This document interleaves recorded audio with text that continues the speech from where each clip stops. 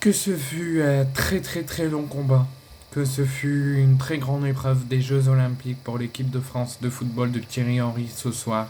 face,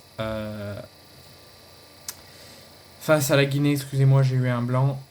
L'équipe de France, on pensait tous qu'ils allaient haut la main au vu des derniers matchs, au vu des derniers matchs surtout de préparation avant les JO. On pensait que haut la main l'équipe de France allait battre la Guinée, peut-être pas facilement, mais de façon logique, et que l'équipe de France allait se hisser en quart de finale des Jeux Olympiques de Paris. Mais finalement, l'équipe de France aura été première et deuxième période confondues, malgré de très multiples occasions sur l'ensemble de la rencontre, plus en deuxième période. L'équipe de France a fait face à un grand gardien de la Guinée, une grosse défense guinéenne qui a su tenir compact jusqu'au but encaissé, a surtout fait face à une très sérieuse et très coriace équipe de la Guinée pour permettre à l'équipe de France pendant plus d'une heure de jeu de douter de eux-mêmes, de douter du match,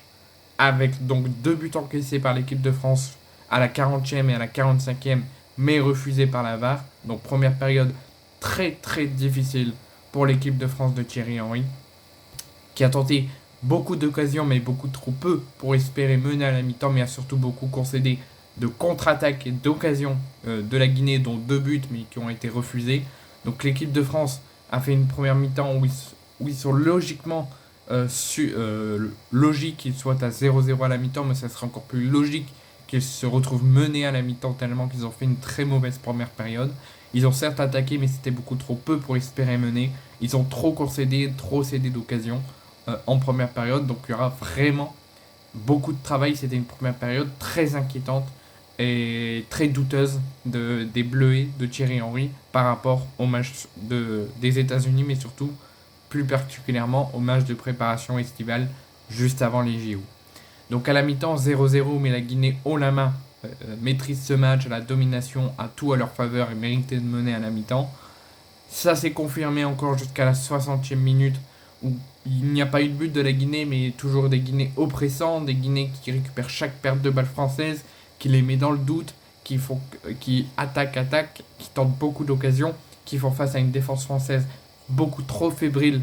dans ce match. Donc c'est toujours une heure de jeu ultra inquiétante et ultra dominatrice pour la Guinée et qui joue carrément leur survie, parce que maintenant ils devront impérativement gagner le dernier match pour espérer se hisser en quart de finale des JO. Donc ils jouent déjà avant, pour l'avant-première, leur survie dans ces Jeux Olympiques, pour pas finir de façon très chaotique ces JO. Donc ils continuent à se donner, ils continuent à tenter, à faire céder les Français, à faire beaucoup de fautes, à rendre fous les Français, à les faire douter.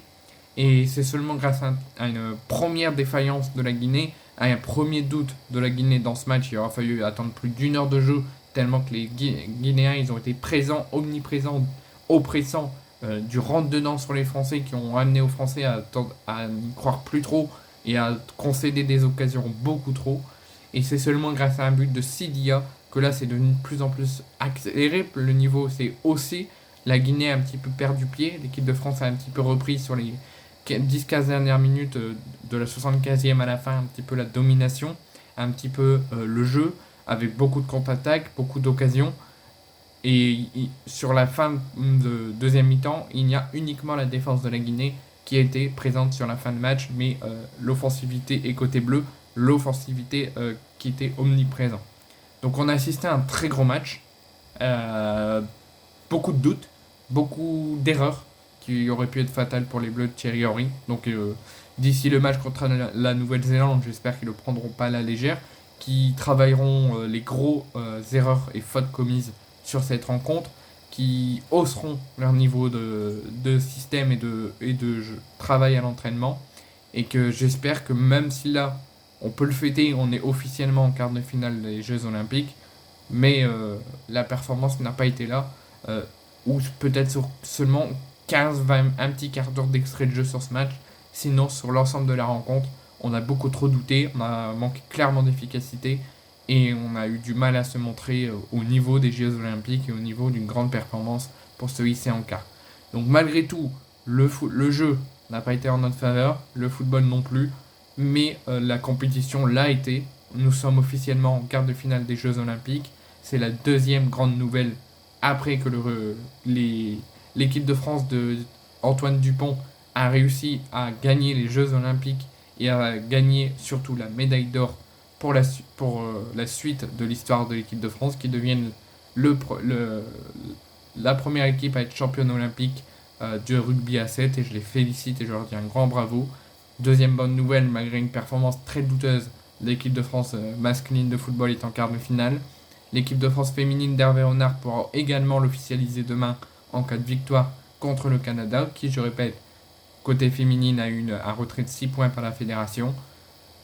Maintenant, on travaille à fond, on ne lâche rien, aucun relâchement. On prend ce dernier match avec un grand sérieux, une grande implication. Malgré la qualif, on fait une toute autre performance digne de ce nom et on va chercher la première place et on pourra penser après ça, après le match contre la Nouvelle-Zélande, pour les quarts de finale.